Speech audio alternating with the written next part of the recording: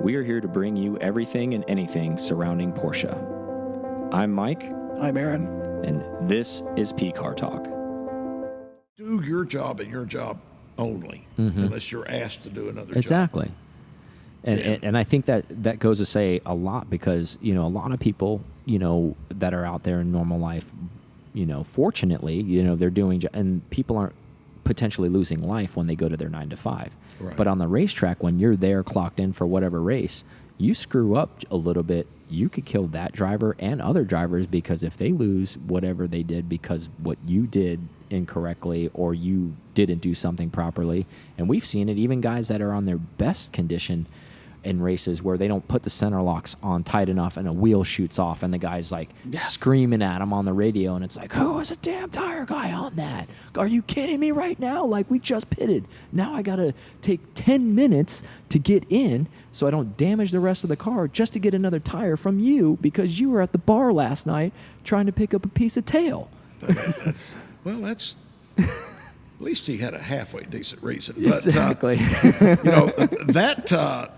That is serious. I remember at a historic race once, Hurley's in the 962, the Copenhagen car, and he goes into turn one, he hits the brakes, the front tire spit off. Oof. He drove it the rest of the way around on 3 tires, and as he's coming down pit lane, the other front tire came off. Oh, my God. And what happened is we got some kids to help us, and the kids put the tire on, but they didn't put it on the pins. Oh. They missed the pins and then tightened the lug nut down. But not once on the tire slipped and into the pins, that was it. Now it's loose. Oh, my God. Oh, that was about the most embarrassing thing for Brumos. Yeah. Yeah, and that's a great point, too. Not even to mention, like, you're pissed off, you've lost position in a race, now you have to recover, but it shows a level of unprofessionalism, right? Oh, it was, that's what getting some help sometimes will do. We were trying to run too many cars, so we just got people to help. And I remember Jim Bailey comes on the radio, who put the tires on a 962? Or I think he said Porsche at first, and I'm thinking, because I was at the 43 car. I had Jim France and Chad McQueen driving the 43 car. And I'm thinking, back when Chad was racing. Yeah, my stunts, and it was, but it was the 962, and a couple. You're like, of I don't know kids. what they're doing, but we're doing okay over here. Yeah, actually, guys they're are real on. good. Chad was a fun guy to work with. Yeah. He drove that car a bunch, and Chad was when he had his accident. I was gonna say he was pretty fast before he got in that wreck. He was real good, and he was in the Taffel car, and he had the accident, and he was in the hospital at what is it? Can't think of the name of that hospital now. In Daytona. We picked his family up here in Jacksonville and took them down the next day, and that was a sad time. Yeah. I mean, he looked bad when we went on a respirator. I believe it. Yeah, I mean, he almost lost his life over it. I mean, but Chad is just a great guy. Yeah. We had so much fun with him, and awesome dude. he is Awesome dude. And such a bummer. Like his I after that accident, I always wondered. I was like, man, I wonder what he could have been had that accident not had happened. You're right. Like I wonder what because he was a good driver, and just like most drivers, like they get better and better, right? Like so like, who knows where he could have been? Like. He's a great motorcyclist too. I mean, he was good on a dirt bike. I think that beat him up a lot. Oh yeah. And you couldn't slow him down. But yeah, Chad was something else. Yeah. We loved that guy. We still do. Yeah. Seen him at Rensport this last time. He good was, dude. He's always he's I would imagine just from his father and all that stuff. But he's just a good people person too. That's. We did the first Lime Rock or first Rensport at Lime Rock in, what was it, 2000, 2001? 2001, yeah. And that's when Paul Newman was driving our car and crashed. Yeah. That's the hood on his car. Yeah. Oh, man, I remember you guys talking about that. And Aaron was telling about that story. He's like, some car that's spun in front of him. He hit him, and I'm on the radio with Paul, and I said, "Are you okay?" And he goes, "I've crashed bad. The car's not going to move." And I said, "Are you okay?" I mean, it's all Brumos need to do is hurt Paul Newman. But wait a minute. Anyway, I don't care about the car. Are you okay? That was, but that Lime Rock was a good one. Yeah. working with Paul was a lot of fun. Yeah, I remember Aaron. I want to say it was probably, wow, what is it now? It was probably like actually 8 or 9 months ago when we were back there with Brandon. He was showing me some of the race carnage from some of the cars. Yeah. He's like, "Oh yeah, this is off a 935 so and so raced, and this is the hood office." I was like, "Man, this stuff is so cool!" Like, because I'm just a race geek. I was like, "I want it." Yeah, we used to have that in the museum over at the other Yeah, place, yeah. but this is a little different. So it's kind of out in our storage room. But we Yeah, decided the we had to do something the with secret this. vault, right? Yeah, so we lined the walls up with a lot of this bodywork, and you've got a prototype fender that they ran on at 934 that Jack Atkinson had come up with, and just stuff that you don't throw anything away. Of course, That's of the course. way Yeah. race shops are, And then over time in attrition, it wasn't important at the time. Just like when you're racing, you rewind the clock even back in the 80s and stuff, and you have debris, you don't even go grab it. But if you did go grab it and you save it, now fast forward to modern times, and you're like, oh wow, That would've been great to now have. it's historic. Well, that was the whale tail off of that car. That think was about this. the like, things you could have kept, or Yeah. cars you could have kept. yeah. And you're just like, oh no, that's junk. Because I mean, you think about it, like you're racing for the present. You're not thinking about the future. Right? Because you're like, we're trying to win right now. Okay, yeah, well, that fender is junk right now. Get it out of here. You probably got a truck driver that says, I don't have room for that. Yeah. And so all that dumpster diving used to be a big deal back Oh, at the yeah. racetrack. People, Yeah. you see them walking out with a tire yeah. or body work. And All of those things are hiding somewhere in some shed somewhere, and probably in exactly the middle of Tennessee somewhere. And it's like, man, I got this fender when I went down to Daytona, and I still have it. It's out in my work shed now, and it's just sitting in there. And you're like, we actually need that to rebuild that car. well, that's, and there again, it goes to you guys that are kind of calling attention to road racing, because road racing always struggled a little bit in the United States as I far agree. as viewers, and NASCAR just kind of, well, in this part of the country, just kind of blew up. Yeah. And Yeah, the South, it's always been strong. yeah. But road racing, even when the NASCAR people get involved with it, it's very intriguing to It them. is. And you get some of the guys that run the 24-hour. And I remember Michael Waltrip was running a Ferrari down there. And Yeah, it was at I night always love practice. seeing NASCAR guys, especially when it's on a dual weekend. You know exactly what I'm Yes, talking about. yeah. And they're like, okay, well, they're at, like you said, Lime Rock this weekend. Or if they're at Charlotte, they're like, okay, well, IMSA's running on Saturday, like in an hour and a half race. I'm going to try to get into a car because I'm racing on Sunday in the NASCAR series, so I want to go race in one of the IMSA cars. They love it. And Yeah. I remember Waltrip got out of the car down there, and he goes, man, I've run 500s and went home and mowed the yard. And I run 45 minutes at night, and I'm wore out. Yeah. But, yeah, that braking and shifting is Oh, yeah. new to some Yeah, of them. turns. Yeah, brake Yeah. shift turn. Yeah.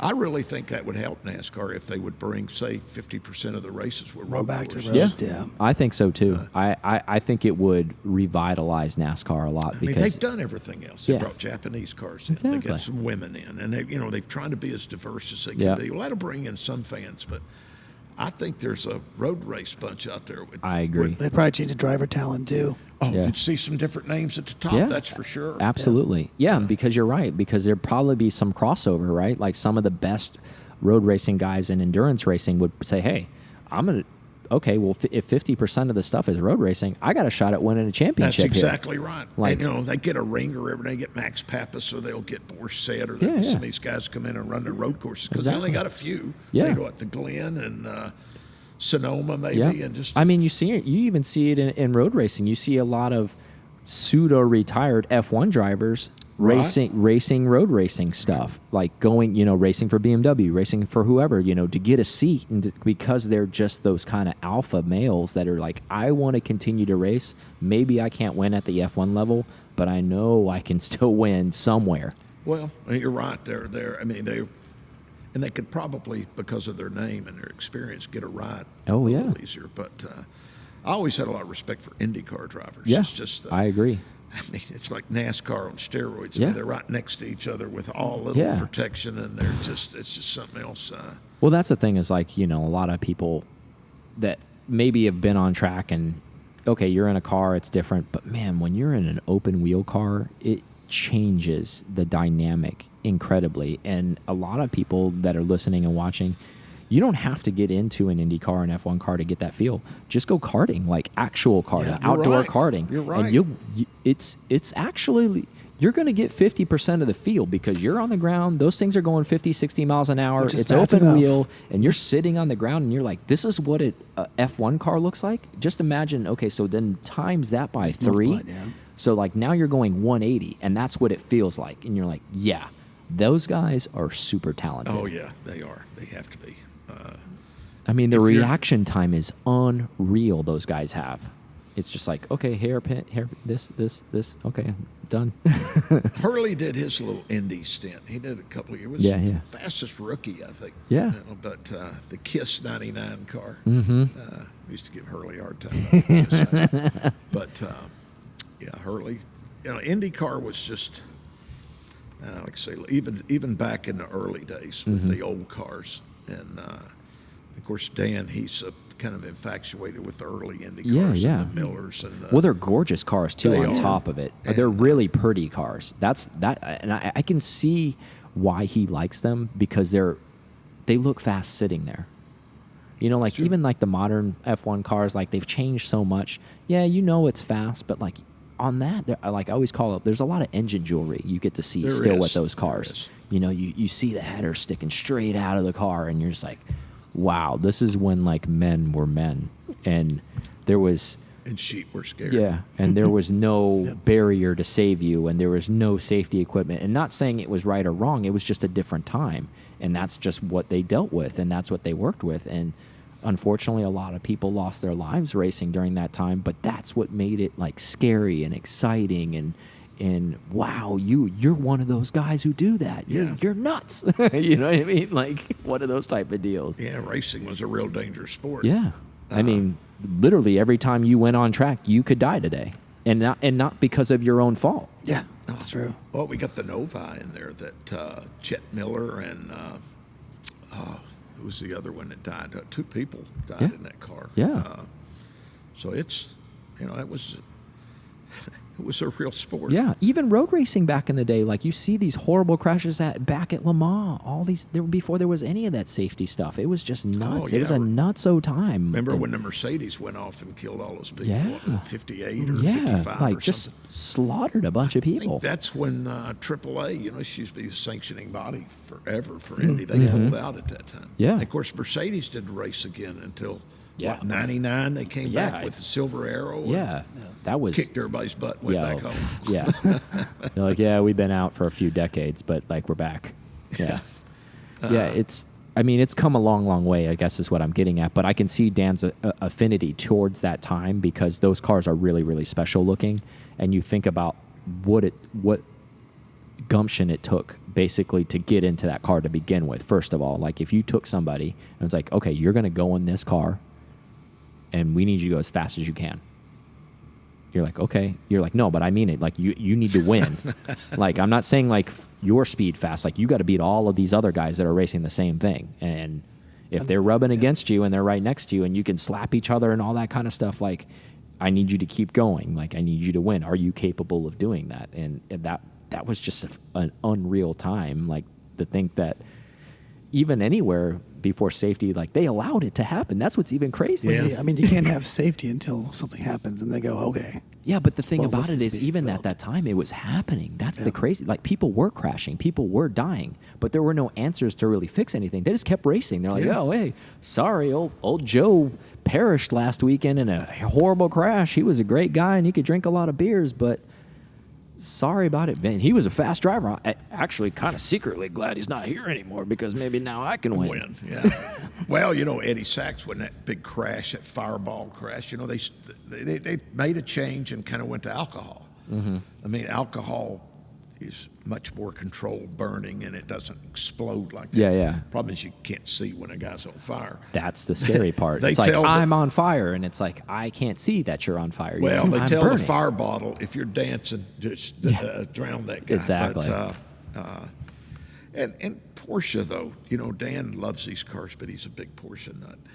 And let's face it, Porsche himself wanted fun cars. Mm-hmm.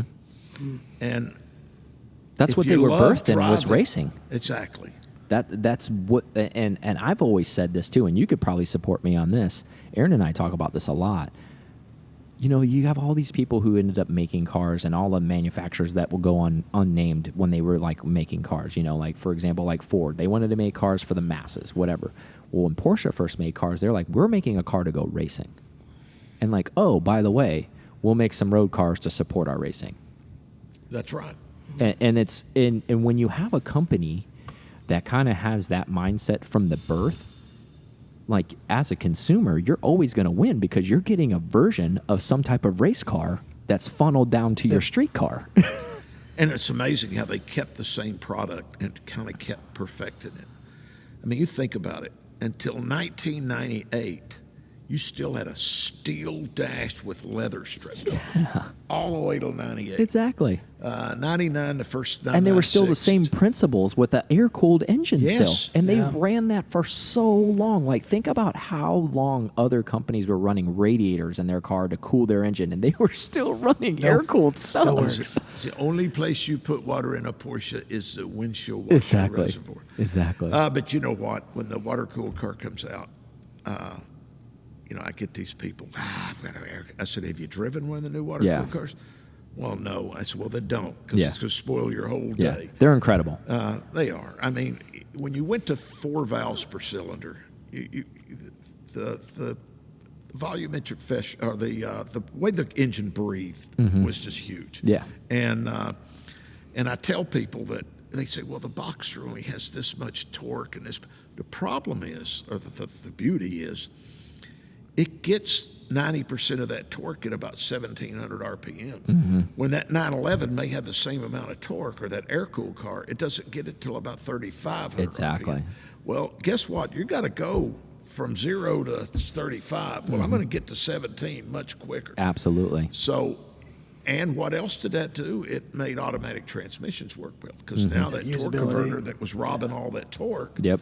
it can rob it because it's got plenty. Exactly. Right off, It can make it now. You know, American cars back in the day, they developed their torque Oh, yeah. 1,200 RPM. you know. Exactly. So a torque converter didn't affect those cars hardly Exactly. at all.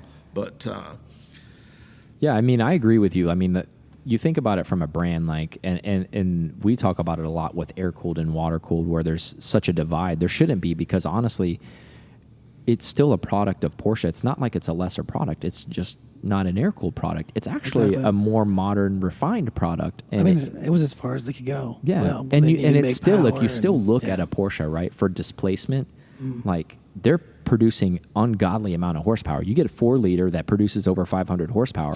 That's unreal in a street car. Like you think about all these other manufacturers that have to build, you know, a 5.7 liter or a 6 liter just to get 500 horsepower. Porsche's doing it at a 4-liter, and they're doing it out of less cylinders. exactly. Well, Yeah. as And you that's- said before, I mean, these cars, a air-cooled car couldn't go to all these 4 valves and bigger displacement, because you've got rid of all your way to dissipate heat. The metal's gone. Yeah. And I think with the 959, they figured out early, let's water cool the heads. Oh yeah. They've Well, they been even doing openly admitted it racing. was a test bed for them. Yeah. They're like, "Hey, we're going to test this out and see how this works, and like if it works well, this is going to be our future." Yeah, and so what? Even Harley Davidson, for God's sake, are building water cooled motors Yep. now. Absolutely. I mean, you give an engineer, you say, all right, you got to meet emissions. Here's your temperature range. It's from whatever it is, cold ambient temperature, to we're also going to put an AC condenser in front of your cooling vent. So they've got a huge span that they got to try to make this thing meet emissions in. Yeah. You give them a water cooled car, and they're going to say, you're right up to 180 degrees, and it may go to 195 degrees. Yeah. So You're like- there's the parameters You're you like, have yeah, to work with. we're fine. And so, I mean, that's made a huge difference. Oh, with yeah. all manufacturers, not just Porsche. Yeah. But, Yeah, and I say that to people all the time too, you know, because some people are just stuck in it. I mean, I have an air cooled. I love air cooled. I have a water cooled too, but like I like both, which is nice. But I feel like if you're a real Porsche fan, you really do have to have both, because you got to have a foot in both eras, right? Like you got to have a foot in the classics, and then you have to have a foot in the modern era, because because what they're doing is special on both ends, right? Right. Like, so you have a page that you've turned, but you're never going to forget with the air cooled, and it's a super special car. But let's be real, like you said, back to heating and displacement and like cooling and all that stuff. If you want to make power, and you don't want to put you don't want to go more cylinders, and you want to keep the flat six, you want to do all that stuff. I mean, the only way to do it is to cool it down. Right. So. Well, so now, did you see the future when you got that 964, or? No, I didn't actually. I just love that car, and I was just like, I bought it 6 years ago, and people actually thought I was nuts when I bought that car, because I actually kind of paid up when I bought that. I actually bought it from Dick Barber. Oh, really? Yeah. Very cool. Yeah. So I reached out to him. I heard he was going to sell it, so I reached out to him, and it didn't look anything like it did. It was just a bone stock C2, with the D90 wheels and not lowered. It was just his daily driver. He picked it up in Santa Barbara, and I was like, hey, I'd like to buy it just because you owned it, and I'll do whatever I do to it. But a lot of people are like, I think he wanted I think I paid like $38 for it 6 years ago, and people are like, you're nuts. What are you doing? That car is garbage. You saw the future is what you did. I wish I did. Like, had I saw the future, I'd have just been gobbling. I would have bought 10 of them if I did see the future. But yeah, everybody that I know that it was close enough to me, even in the air cooled world, were like, I can't believe you're buying that thing for $38,000. You're insane. Like that, you're buying junk for $38,000. And I'm like, well, I like the way it is. Like sequential fuel injection, coil-over springs.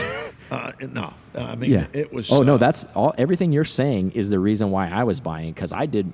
I knew Porsche stuff, so I was doing my research, and I was like, this is the future. This is the future air-cooled car. Like, and for me, and like I have nothing against a 993, but for me, the 964 is kind of, for me, for classic air-cooled cars is where it ends, because it still has the pontoon headlights. It's classic 911 still. It doesn't lay down more like the 993 does. And I like, for some reason, that car just is the perfect blend of the past and where the future came in the 90s with Porsche. And I know it was like a bridge point. They were struggling as a company, but I feel like that car, just for me aesthetically looking at that car, and I'm like, this is classic Porsche with modern guts, essentially. Well, that's true. And that's the best way I can describe that car, and that's why I always lusted over a 964. We did the supercar. It was, not a lot of changes. I mean, you didn't have to go in. A lot of, torsion bar cars, you went in and put coilovers on. Yeah. There was none of that. Yeah. I remember Harris saying, I think the first time he rode with Hurley was in the 965 that you guys had, the turbo, and he goes, I almost peed myself when I rode with him. I think I rode with him at Roebling, when he was like taking people around on Roebling Road, and he goes, I almost peed myself when he drove that car around there.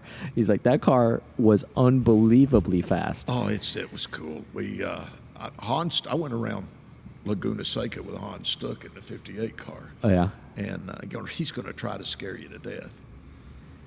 And problem is, I didn't have a seat. I only had that roll bar to hang on. So to you were just there. holding Yeah, that? I was Hans Stuck, man. Yeah, exactly. But He tried to kill me. But you're right. They've got the Buckeyes. They've got it. Does look. I mean, I always like Because the it changes a lot 964s. after No, I like 993. the 993s too. I do too, but it's a different car, It right? is a different like, car. You can almost take like or early short wheelbase 911 back when they were even 901s, and you could put a 964 to it, and you go, I can see where these cars are super close still, super close still. Some of the purists would give you a hard time about it, though. Yeah, of course they would. Well, when the 911 come out, they didn't like that car. No. Oh yeah. Well, I mean, that's a whole nother thing. The 356 crowd is like, their allegiance is unbelievable. Like, they're just like, whoa. I'm like, all right, come on, man. It's a Super Beetle. Let's get over it. It Like, is. I mean, I love the cars. Believe me. We just did that Pre-A in there. That was our last project over at the other place. They're And, gorgeous. Don't get me wrong, but like, love you're a them. track guy. Like, you want a little bit of speed out of the thing. Come on. I mean, it's. Hurley's getting an outlaw car. It's gonna Yeah, be like delivered. Rod's building one, right? Yes, yeah. yes. Rod, he just talked to Emery. Rod. Actually, he's going to be taking delivery, I think, pretty soon Yes, of it. December. Yeah. He just yeah, told yeah. me yesterday. Yeah.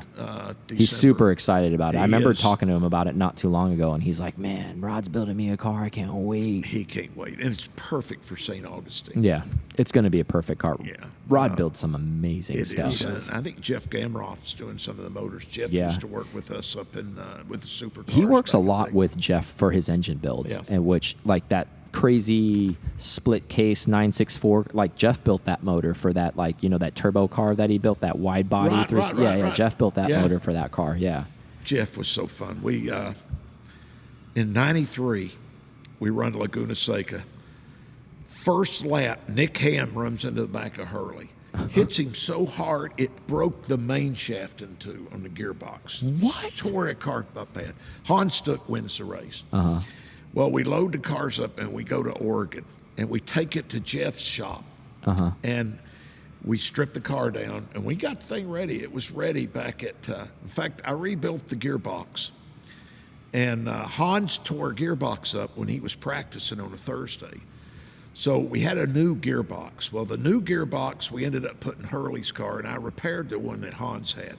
And then right before the race on Sunday, or Saturday night when everybody left, Springer says, let's take the new box, put it in Hans' car. It's not that I don't trust you, but, So, okay. You're like, that's exactly what that is. Yes. So, but, the gearbox did good in the Yeah. other car, but I understand it because, it was like the second to the last race. That was Portland, and we went to Sebring in the championship. Yeah. The next one. And, Jeff's fantastic, man. he's a great guy. We had such a fun time. There's a in his lot shop there. of like modern builders that employ him to build the engines for their cars. Like some of the big names. They're building the air cooled cars that are sending stuff out to him. That he's building high dollar motors for them. I think he had a little 69 911. He had Hans Stuck sign the top of it. I believe Yeah. he still got that. That's car. awesome. Yeah. Yeah, Jeff was and he's a great family guy. He's just a good guy. And you know what I love about Jeff too, because I actually had a friend recently try to like commission him to do like a upscaled, like I think a 4-liter air cooled motor or something like that. And Jeff like flat out and that's what I love about Jeff. He's super transparent. He's just like, hey, I'm about a year and a half out, and this is the price. And he's like, the guy had sticker shock on the price, and I'm like, well, it's Jeff. Yeah. Like what? I mean, he builds. Let's just be honest. Like he builds stuff for Singer. He builds stuff for the other. What's the 993 place that's doing cars? Gunther Works. Gunther Yeah. Works. He builds their car like engines. Like he's busy building stuff. Like, and it's not that he doesn't want to build your stuff. He's out. Like Lee Keen. If you want to do a safari car, you're 2 years out. There's a list. Yeah. It's these guys are in high demand. Good guys have list. Yeah. Well, they do just, I don't know, they have a knack. I've done a lot of 911 engines, and I used to but you get around Jeff and David Glenn and some of these guys that they just kind of got a knack for it. That's all they do. Yeah. And they got They're- every little special thing. It goes back to the thing you said earlier, and I keep reiterating. Like their specialty is engines. Like Yep. the guys on the track, you have your specialty, whatever it is. You're the electronics guy. You're like, you fix that, and like those guys are real. They have the brain for that. They've been doing it for all of those years. They have all of those years invested in it. They know them like the back of their hands, and those are the guys you want to build your special engine. Like end of story. Yeah. And he's such a good guy too. Actually, like he came to Miami, I want to say in February, and talked to him a little bit. When he brought his safari car down, he actually brought that. It was pretty fun to see him like ripping that around, and he was doing like burnouts in the street with it. And I was like, man, Jeff is still awesome. Yeah, he is. He's fun. He was a fun guy. Yeah. We ran a car. Tim Ralston owned it. And, was it Jorge Triez, I guess, drove it. But it ended up being the 55 car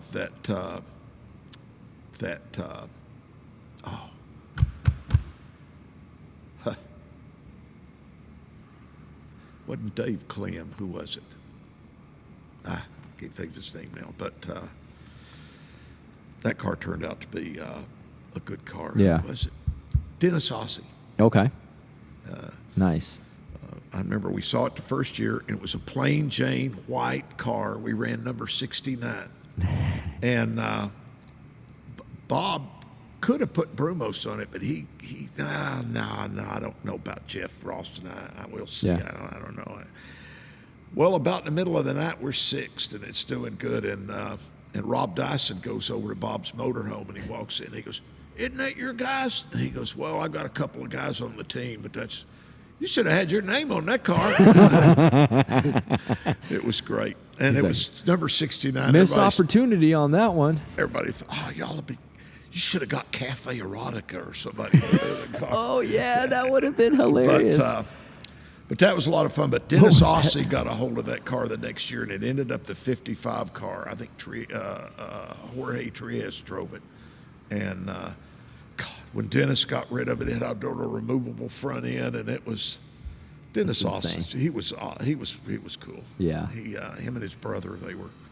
Talking about those stories just reminded me, it sparked my memory of like a cool story that was shared when Jeff Zwart bought an engine from you guys at Brumos because he saw it in the classifieds. Like, I think it was like a race engine for an RSR car that he saw that he bought from Brumos. That's kind of the cool stuff that Brumos still used to do from even like a parts perspective. You guys house, because you guys race stuff, and he was racing Pikes Peak and he needed an engine, so he ended up sourcing an engine from Jacksonville to go race in Colorado, which is kind of crazy. If we would have run the Supercar Series in '94, we would have ran Pikes Peak. Mm-hmm. So we had a Pikes Peak motor that Andal had done for us. Yeah.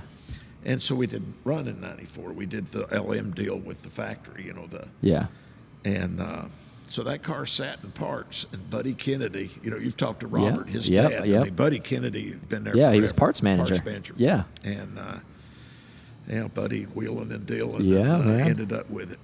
I just sold an old 928 engine that we had. Because, I loved 928s. Yeah. I built my home on 928s. Yeah, they're amazing cars. I thought they were cool back in the day. I still want one. I still think they're cool. Like, I would like to have one. Like, from a nostalgia standpoint, I think they're awesome. I had a black 88 5-speed, and I'd love to still have it. You know what? I want one. It has Pasha interior. Yeah, Pasha interior is cool. Yeah. That was the first year, when in '77 when they came out, they had that interior in them. And Speaking of that, Prototype has it, right? Yeah, Pasha interior. Furman was a big deal. That was his deal, the waving checkered flag or whatever. Well, Furman was kind of against the 959. He wanted to phase out the 911s. Mm-hmm. And, of course, Peter Schutz and Helmut Bott. Peter Schutz, I don't think you should do that. So when they did this car, being a pre-prototype, to kind of appease Furman, they put his interior Oh, that's why it's in there. And so that's what Peter told me. Okay. Peter Schutz. And to kind of like pad it a little bit to be like, hey, man, it's kind of cool.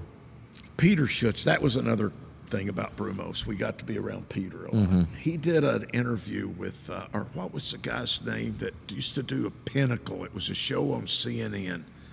He's a finance guy now on Fox News, British guy. I can't think of his name. But he did a program, and he interviewed Peter Schutz back in 1983, 84. Wow, okay. And Peter, we did it at the dealership, and that's the first time we got to meet Peter. They asked us a few questions, and I'm sure he come over to me. I sound like a damn hillbilly, but it was funny. I'm gonna have me one of these days. But, I like this one a lot. But Peter Schutz was amazing, and we struck up a big rapport with Peter. We brought the first Speedster in. It was an '85. Rick Riley still has it. Okay. Now. You probably G-body Speedster. Yeah. Yeah, it was the little short windshield. It was the first one. It was an '85 911 that Porsche had done this. And they had a hard top that went on it. They had a tonneau cover, and then a big windshield, and then a little windshield. Yeah. And we put it in all these configurations, and Bill Werner did some pictures for Road and Track, and we drove it around a little bit. But it was great to really get to know Peter real well. Yeah. And then, of course, we ran the 928 in '94. That was funny. It was number 92, and they didn't want 3 numbers. We don't need 3 numbers. You got 92. So Bob wanted 928. Yeah. And so if you look at that car, close, a model of it, a picture of the car that ran with the Brumos livery, or it was a Style Auto car. Style Auto, yeah, I remember. Because Michael had the and Mario windshield and banner Andretti, where it said Brumos. on it. And Mario and Michael was driving the first 962, and it was all white, number 1. Yeah. And but Bob snuck over there and put an 8 and you look at it, it's close. It's right beside the 2. Really? I'll have to go back or and behind the I have to 8. go back and look at that. Look at it. You see a little 8 right beside it. It was very cool. And that car, they boasted that car, kept saying, it was a street legal in Germany. And so it did real well. We had Hagstad and a bunch of different people drove the car. Yeah. And Atwood and Vic Alford. And all It had those good guys. balance, right? It was a 50-50 It was car, a right? 50-50 car. It was a great car. And I think it was 6th in GTO. It was doing good. But middle of the night, a piece of Mazda tail went through the windshield. Oh. And Eckhart Schneider, he was a factory mechanic, was the shop foreman at Brumos when I got there. He was a factory rep for a long time. Okay. Redhead. He used to do the 917 for us. When Oh, we had okay. been with Brumos forever, but we were the fuelers. You had a bottle on one side and the fuel hose on the other. And we'd switched around. But that car. That piece of Mazda tail went through the windshield in the middle of the night. So I got in the car and I had my feet pushing it out. As soon as we got it broke loose, get over the rail. So I'd jump out, and the Germans fixed it, and they just taped another windshield in it. Well, the next morning, Speed tape. Done. Peter Schutz comes down to the pits, and he says, Bob says, well, how we doing? And Bob says, well, he says, it doesn't say Brumos on the windshield anymore. There's a tape stuck in the tape deck, and we heard the factory was going to void our warranty. Peter just loved that, But The factory's going to void our warranty. it was a lot of fun because all the factory guys was around the 962, and then, of course, the transmission cooked in that car. They used to blame Michael. The Andretti's tore the gearbox up. No, they didn't. They had the turbine right on top of the gearbox. And that kind of got changed, but it kind of cooked the gearbox. But And at that time, in '84, you weren't allowed to change the gearbox. But the Germans did it anyway. So, this is going to be R&D from now on. But that was a lot of fun. We do it now. Yeah. Norbert Singer. It's funny, when Norbert was down there, I was showing him and his wife some pictures of him standing there, and he's just flat stomach, and you see now he's a big guy. And she goes, "Oh, look, Norbert." Sorry, Norbert, I didn't mean to. Exactly. He's like, great, sinks. And you used to be so thin. that's it. Norbert Singer, he was something else too. Good guy, man. But just being at Brumos, you got to be around all those kind of people, and it just made. I think it just goes back to that legacy, though, because like you guys were so passionate about like your racing, and I think it just resonated throughout the racing community. I think everybody kind of felt that. Like, you didn't even have to be spoken. It could just see the culture that you guys had within, like the family, when you guys would show up and you guys would race and the way you would perform. Like, that got contagious, like other people would see it and they're just like, I want to be a part of it. It's just like a deeper level to Porsche. Yeah, like they just want to be a Porsche, especially if you're a Porsche fan, or if you had any affiliation to Porsche, you probably wanted to be a part of it. You just were like, yes, I want it. How do I get in with you guys? How do I do this? Like, please help me.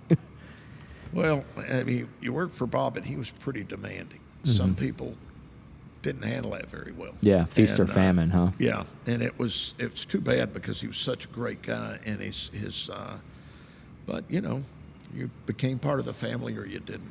Yeah, I think it goes back to one of those things. Like, if you can, it's almost like an in-dock, right? Like, if you can pass that and you can cut it, then you're going to fit in just fine. If you can't, then this isn't your place, and you're still a good person, but you're just not going to mesh well here. It's just not going to work.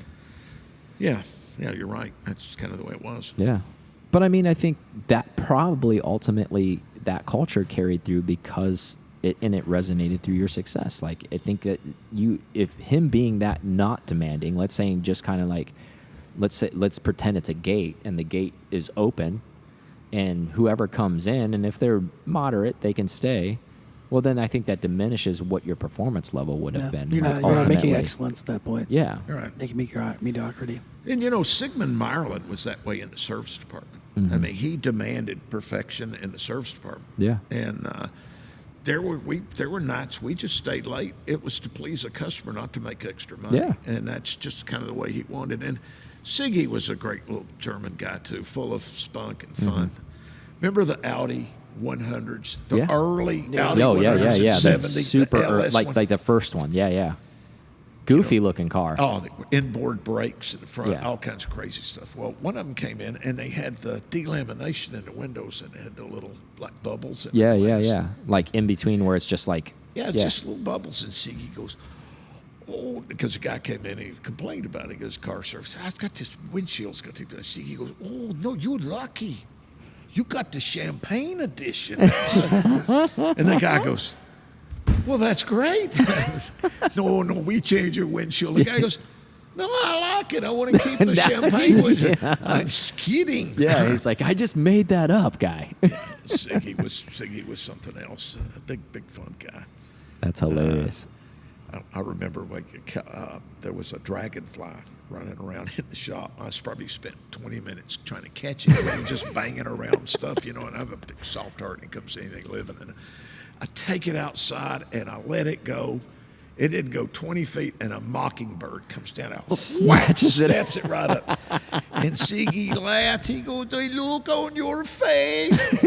But yeah, You're like, I can't believe that just happened. Siggy he was just great. There was Yeah. a reason a lot of people stayed at Brumos in the service It department. means a lot, man. I tell you what. I mean, as you know, Porsche fans are nuts, and in a good way, where they want to be able to trust the people who touch their babies, and that Yeah. means a lot when you have somebody who cares for your car, like you would, even if you don't have the skill set, but you feel that through them. You're like, okay, this guy's taking care, and he makes sure his staff takes care of my car. You're like, I don't care what it costs, I will bring my car there. I don't care if I have to drive 3 hours to come to this place. I'm going to do it because I know they have me. And we went to a little extra. We would bring out, remember the dual mass flywheel problems? We had to pull a lot of cars out. Well, you got to pull my engine. I said, you come back here. Why don't you take some pictures of the engine? I'll guarantee you there won't be a clamp turned a different way. Mm-hmm. This is just a normal thing. Yeah. And we'd keep them back there and let them get a little bit involved. And a lot of shops, insurance says you Oh, can't yeah, come of back course. here and all Absolutely. this. But, the heck with it. Back Yeah. then, like you said, that was their baby. That was Yeah. their passion. They could buy anything to drive Of course. every day. Yeah. And Most of them are affluent people. They have enough money, like you said. They could buy anything. They could buy a Maserati. They could buy a Mercedes. They could do whatever they want. But they picked a Porsche, and they want that level of service. They like the engineering behind it, and a lot of people are lifelong Porsche people, all like us. I mean, all of us were struck at a young age, and maybe they're not always the best in every category, but overall they win all the time. And for us, like, we're just like, that's the brand for me. Like, I'm never going to step out of that. Like, I don't need anything else than that. Like, that's what works for me. Porsche. Yeah. We used to have little stickers that said, Porsche is a 2-syllable word. We had it stuck on. Remember that commercial in the 80s where they even had that, like, how to say it? Yes. It's Yeah, I do remember pronounced that. Porsche. Not porch. Porsche. Yeah. The good old days. Okay. Well, do you have anything else for Don? I know we've had him for a long I didn't time. have a lot, but no, I don't. Okay. Well, thank you for sharing so much with us. This I was entertaining, man. Like, Yeah, it was. Fun. I'm not good when it comes to this stuff, but you're fantastic. What are you talking about? if you Like, could just lay around with us while we're working, we can have Yeah. a lot of fun. No. You got to do that. We need to come in one day when we got We a will. project, or when we take a car to the track. we will. Come Absolutely. down. Maybe you can Yeah. GoPro it all up. Yeah, we will. Like, definitely. I'll talk to Brandon about it, and the next time you guys want to go, like, run something, we'll make the drive, and we'll meet you guys, and that'll be great. Is And it a long drive for you? No, not at all. A couple hours. Oh, Not too yes, it's come up. We got to get the cars out next drive. We'll get the 962 out. bad. Oof. We're going to take the 959. We'll here be in a there. week or two. We'll be there. You got us. We'll be there. I'll be like, somebody, I just want to ride shotgun. I just want to be in this thing while you guys do it. Like you are, like, I'll be hanging on, like, ah. Maybe come to Daytona. Yeah. To 24. Yeah. Like I say, 24 We'll be there. minutes. We're going to drive, probably take the original 914, the Mm-hmm. orange one, the little orange 911, Yeah. the 70 ST car, and the 2012 Okay. GT car. Yeah, yeah. Yeah. And We'll be there I don't for know, maybe one more. AHSR, and we'll be there for the Rolex. We'll be there for both. Yeah. So we'll be And, there. This is we got with Timmy Pendergast, and he said just bring whatever you want. I have the 19 car that was Burt Roberts. Okay. Prayers go out to Burt too. He's Yeah. not doing good, and Yeah.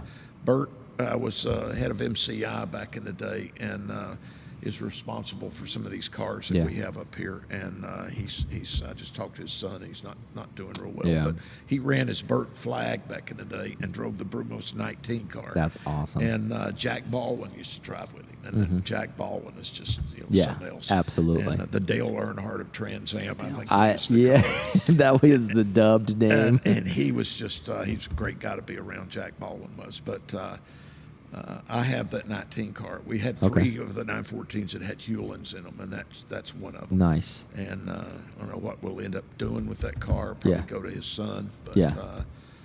I've kind of Yeah. captured it myself. That'd be great. Like, yeah, anytime, like, we'll make the trip. It's well worth it. Like, anytime you guys are going to be on track, it's going to be a treat. So we'll Yeah. definitely have to see that. So we'll have to be there. And Used to have the play days. We go to Savannah and take all the toys and run them around. Yeah, and, yeah. We have to do that again. yeah, we could do a little bit of, like, we'll work with Brandon on that. Maybe Yeah. we can, like, run footage for you guys, and then we'll share footage, and that way you guys can have it and we can have the footage too. And, like, that'd be fun. That'd be a fun we like day. to have the pros to do the Yeah, that'd be that kind fun. of stuff, because we the GoPros. I Yeah. used to hang them all under the car. Yeah. And Understand. looking at axle angle or Yeah. this and that. I remember we lost one at Daytona once, and if somebody comes up with a camera, it wasn't ours. We have all of ours. I don't care what it costs. Let them have it. Yeah, exactly. And because well, this camera damaged my. Yeah, exactly. This thing flew into my radiator. Yeah.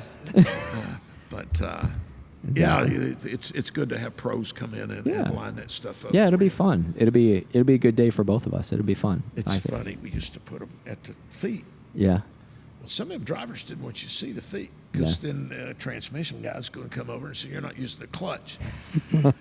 And You're not heel toeing properly here. some of the Germans will put tape over. Really? But nowadays you got data acquisition and there's a clutch pressure switch. Yeah, I can there's no see every hiding time anymore. You touch it. Yeah, there's no And, hiding anymore. Oh, I shifted. I swear. You're like, well, That's actually, funny. You don't have any. right here, all the way through, you didn't do anything. And they're like, I'm done racing for this team. Stop putting me against the wall.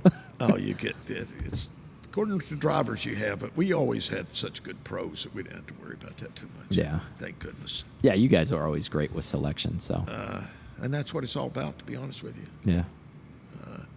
Until you've been in it and drove with some of these guys, pros, it's unbelievable what a difference a driver makes. Yeah, absolutely. And it goes back to, I think a lot of the people, I even talked to the lead engineer on the factory Porsche racing team. They not necessarily always have the fastest guys racing for them, but they have the guys that make the best team. Meaning, Right. like, they complement each other the best, and they also have a good working relationship. Meaning, like, they don't hate each other. Like, they're like, we'll work together, and they're like, hey man, when you go to third, it's going to make this weird thing, something that's shared between drivers. If you have two guys that don't like each other, he's not going to tell the other guy that. He's going to be like, yeah, have fun. Well, I mean, you got to learn. I think Hurley learned. It's funny. He said Bob Wallach told him, just to, whenever they tell you anything, just say yes. Don't. Yeah. And really, it's like the 936 when he won with Jackie Hicks. Towards the end of the race, they lost a cylinder. Mm-hmm. And so they brought him in and got Hurley out of the car and put Barth in the car. Mm-hmm. And because he could talk to him about how to, Yeah. and what he nurses around and they win. Yeah. A lot of drivers may have taken offense to that. Yeah, exactly. But Yeah, and like some other, like, that's actually a great, like, where even, you hear even F1 guys, modern guys, where, because they're running battery packs and all this kind of stuff, and like, hey, you're down on power, just manage the car now. Now you're a car manager. Right. Like, you're like, hey, we're out front, and then you've got the crew chief coming in, like, telling you how fast number 2 is coming up. It's like, okay, you're 20 seconds up still. All right, you're 15 still. All right, give it more power. I know the car's wounded, but give it some more. You need to make up that 5 seconds now. You need to get it now. And okay, now ease back, manage the car, manage your tires, like that kind of stuff. And it's challenging. A lot of people that aren't in racing, that just look at racing and don't know the ins and outs of it, there's a lot going on there. Yeah. Fuel consumption, tire consumption, all of this stuff. Just those kind of, in '09 when we won the 24-hour, David Donahue, the last lap, Montoya was right on him. Mm-hmm. And Mike Colucci made a call and told him to go to reserve. I remember the announcers goes, "Oh no," because they heard Colucci say, "Go to reserve, David." And just earlier that year, we'd ran out of gas at Montreal. Yeah, and went and that's probably why the announcers were thinking that. They're like, "Okay, here we go again." Yeah, that's exactly what they said. "Oh no," when Mike Colucci says, "Go to," well, the car was so low on fuel, Mike Colucci didn't even want to stumble. Mm-hmm. And that could have given Montoya a chance to get by. Just so enough. Go ahead and go to reserve. If you run out of fuel on the last lap, big deal. It is what it is. But we don't even need the stumble. Mm-hmm. And as close as the race was, that stumble could have lost it for him. Yeah. So that's the right call, because you think about it, like you said, if it stumbled and that was that tight, like that's enough. And then what's the point then? If you run out of gas, you already lost. Right. Yeah. So you might as well go all in and try to win still. That was a great win for Brumos. That year we won the 24-hour, and we were first and third, and Montoya stuck between us. And I think Joel didn't get caught up in the bus stop. He may have spoiled both their days, because 59 was the fastest car on the track at the end of the race. But then we leave and go to Amelia Island, the Concours, and won overall with the Miller, the number 2 car in here. Exactly. The Junior 8 Special. Mm-hmm. 09 was a great year. Yeah, that was a really good year. I remember that year. We were, after Bob had died in 07, it was a struggle for a few years. Mm-hmm. But that was probably the most emotional win. Yeah, a lot of positivity that year after some negativity from 07. And it just like, and in 08, we had that race. We had a 2-lap lead. 2 hours to go, and Joel comes out of the bus stop and goes up, and a piece of it's just where the rear wishbone hooked to the gearbox broke off. Yeah, and he spun right into the wall. And it was crazy. We had just beat the Ruby Tuesday car out of the pits and got another lap on them, and we hadn't watched any of the TV, and we watch it, and the guys come, "Oh, I bet Bob Snodgrass is looking down on him." It wasn't 10 seconds after they said that. Really? And it was like, oh. Yeah. So that was a pretty sad deal. But then next year, backing it up with the win was yeah, good. That was nice. And you know what? That was when David Donahue won that. It was 40 years ago to the day that his dad had won it. Really? Wow. That's crazy. So that's pretty crazy. Yeah, there's some stuff working up there. Yeah. Like the automotive gods yeah, got exactly. together and go, Brumos needs a shot time. in the arm here. Yeah, And so it's does time. Donahue. But that was one of our better moments. Yeah, I mean, being in Jax and Daytona so close away, I mean, it really is like home field advantage. I mean, that's the home track, really. It was. That's what we always considered our home track. I mean, probably Watkins Glen was our favorite place. Bob Snodgrass was from up there. Yeah. And Mike Colucci as well. Mm-hmm. And Bob would have a blast when he'd go to Watkins Glen. Yeah. And because he was going home. Yeah.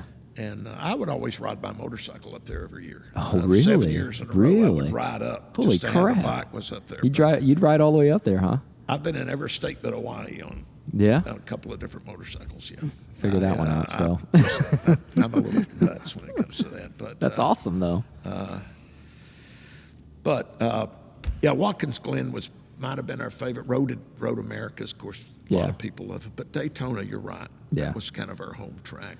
I mean, there's just like, I can even see it on you guys when you're there. There's just a comfortability there. It probably goes back to test. You guys test there a lot too. You know what I mean? So there's a lot of comfortability, I think, there too. And I think, I mean, a lot of the drive. I mean, Hurley lives close. Like all of it. There's just a lot of, and honestly, like you kick off the season with that race.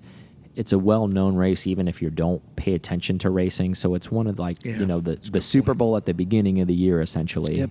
So. In 02, the prototype, before we ever ran it, we did a 27-hour test. We had the track completely to ourselves down there. Yeah. parked one of the sprinters right behind the wall. It was freezing cold in December. And we would just sit in the sprinter while they go out and make some laps. And then we'd come in, we'd all bail out and go over there and do stuff to the car. And I had this numb hand, so my job was to always tighten this oil fitting that coming up.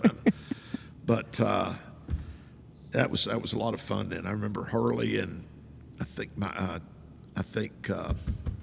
Scott Goodyear was there testing with us. But Hurley would just do 152s, 152s, 152s, 152.3, 152.33. And Colucci's like, damn, Hurley, watching the thing. Exactly. But, of course, there's no other cars on the track. They get in that rhythm. But we ran that like thing clockwork. for 27 hours. Really? At Daytona. But when you mentioned testing there, but that was a big deal. Yeah. Of course, that was kind of France's program, and he wanted to see it kick off good. And like I say, everybody has their feelings about Daytona prototypes, but they were. But I agree with you because I enjoy racing a lot, and even racing history. And I think if you pay attention to racing, you understand it. It was a bridge car. It bridged a gap that needed to be bridged. That's true. That's a good point. Because had that car Daytona prototypes not come around, what would that look like now? Because it might have just fallen flat. Yeah, I mean, you had the WSC cars, and they were kind of the end of that. Yeah. And I did like that because they were open cockpit cars. But, man, Daytona in January is not the best place to be in an open cockpit car. But it's Florida. Yeah. It's cold. Well, that's the thing is, like, we're all from this area, and we understand it. And it's like, you don't know what you're going to get. You can get 40 degrees with 20-mile-an-hour winds. And rain. It can be 70 and torrential downpour. It could be sunshiny and 80. Yeah. Like all in 24 hours. All of those things can happen in a weekend. That's right. They may all happen in one race. Yeah. But, and that's what a lot of people outside who never even go to that race. I mean, shit, just a few years ago, remember how cold it was? Like that, and it was rainy and cold at the start of the race. Yeah. I mean, it was frigid. It hadn't been that cold in a long. It was like That's 38 just, 4 years degrees. ago Yeah, it was like 38 degrees. I'm like, this is ridiculous. 2000, when we ran the first water cooled cars, that was one of the coldest that I remember. It was just stupid cold. But we were taking water pumps off of cars out in the parking lot. Porsche had ran out of. Yeah. They changed like 19 water pumps in that race. God. And it was a sand cast problem. And Yeah. of course they cured it the next year. But Yeah, it wasn't helping you at that time. no. But what was good is you enjoyed going out and putting a water pump on the car because you could warm up a little bit around the engine. Exactly. You were just like, Oh, it was freezing cold. yeah, and that's the dirty work that nobody, the non-glamorous side of racing, everybody thinks is like, oh, it's sexy. You get in the car's awesome, you go fast and all this stuff. And you're like, you think about, okay, if you're on that team and you're part of the pit crew when it's rainy and it's nasty and it's cold and it's 2 a.m. or 3 a.m. and you're changing parts on the car and you're exhausted and you're beat up, is it sexy now? No, it's not. Yeah, you're exactly right. They should. 04 was a real rainy year at the 24-hour, and we had all kinds of problems. And it's 3 o'clock in the morning, and we're beating on something or the rear suspension behind the wall. Bob comes over and he goes, "That's it. We're pulling the car. I'm not coming in tomorrow morning and us be 36, running around 20 laps down. We're done." Well, me and Derek Grannison's beating on the thing. We're still in. Yeah. And he grabs us by the collar and pulls us back. I told you you're done. Yeah. He's like, stop. But, we get in that, man, you don't want to quit. Yeah. Well, of course not. You prep all year for all year for that. You're just like, look, we're here to race, man. Like, let us go. Like, it doesn't matter. Like, but he had a good point. It's pouring down rain. I'm not going to put a driver in the car. Go back out there. Yeah. Y'all beating on this. You don't know what. Well, to his credit, he's not in the moment like you guys are. So he has he has an opportunity to evaluate it kind of from a distance to say, look, this doesn't make sense. Like we're down by so much. We're going to jeopardize somebody getting in the car. We're going to jeopardize losing the car too on top of it. So no, we're going to retire. Yeah. We're done. Well, and sometimes that's why you need somebody like that to make those decisions. Yeah, and unfortunately, when you're in the heat of the moment, it's hard to make that call because you're fighting. You think there's a chance still. You want to be optimistic. You're like, we're gonna fight back. We're gonna get a caution. People are gonna crash. We're gonna be okay. We're gonna get back in. You're like, no, we're not. Yeah. Well, I think your goal down there for a mechanic is to finish the race. Yeah. But Well, it's so grueling, right? Like, yeah. so it's like there's pride in the car finishing to begin with. That's step one, and then obviously you want to win. But yeah, but step one's like, hey, the car finished. Like we did what we were supposed to do. Yeah, but it's crazy because back in the day, you go down a few laps and you'd always make them up. They had that chance. But it's become a sprint race almost now from the start. Oh yeah, once you get out front, see ya. Yeah, because they, you get 2 or 3 laps down and you're probably done. Now, back in the day, 2 or 3 laps, I will make that up. Yeah, like you need a miracle now if you go like 3 or 4 laps down. But the cars are better. The oils are better. Lubricants are all better. Yeah, the reliability is better. Everything is better. So like to have a failure on a car nowadays as opposed to back in the day is very slim. Let's think about it. Early in my career, you change spark plugs at about 7,500 miles. You take them out at 100,000 miles now, and they look brand new. Exactly. So it's just a huge Yeah, difference. cars are running cleaner. It's just, I mean, now it's all games, right? Like we actually talked about this on a podcast before. It's like now it's the BOP game, right? That's mainly what it is now.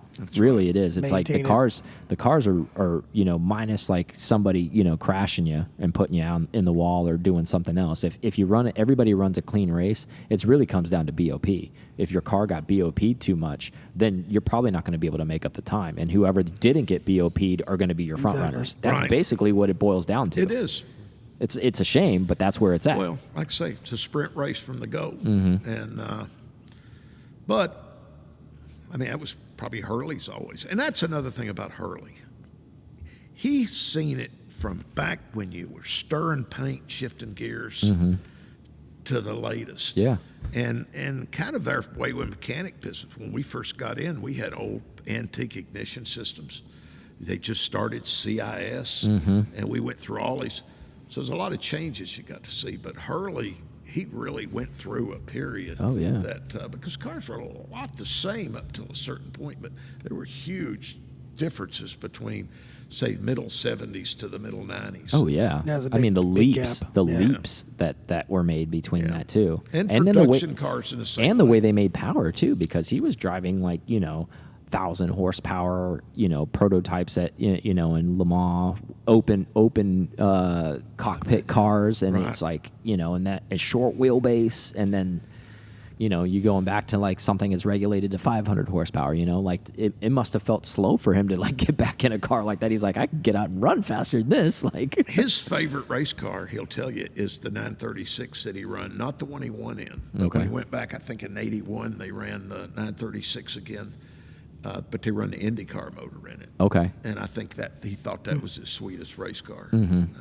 The one I won with in '77 would have been my sweetest race car. But yeah, me too. That would have been my favorite one. I was like, this one's the winner. He likes this little 43 car. I keep telling this early. You don't realize that '77 that year did for you. Yeah, I guess not. Okay. Maybe we'll convince him, huh? Yeah, because that was a big one. Le Mans and Daytona. Like we talked about earlier, I mean, like that was a pinpoint on the map where it really changed the trajectory of his life. Yeah, I agree. And neither car had a thing to do with Brumos. So, yeah, I mean, that was Hurley, but yeah. We broadcasted it anyway. Yeah, that's Hurley. That's of Brumos. Course. Well, that's your guy. Haywood. Well, it's your guy. Yeah. But, I mean, yeah. Why not, right? Yeah. Hurley Haywood, our resident speed midget. Love the guy. Such a good guy. Well, Don, thank you so much for being on the show, and thank you for spending time today with us. Man, what an honor to have you on. Such a legend. It was fun. Yeah, it was a good time, and we're definitely going to come visit you again, 100%. You got to come work with us. Yeah. We have fun. I would love. Hey, put me to work, man. I'll come in here and mop the floors. I'm not done with the 959 yet. Yeah. A little more work. That's parts. Yeah, there we go. Well, I don't have anything else, and we'll see you guys on the next one. That's it. Thank you so much for listening to this episode of PCAR Talk. Connect with us on Instagram at PCAR Talk or online at pcartalk.com.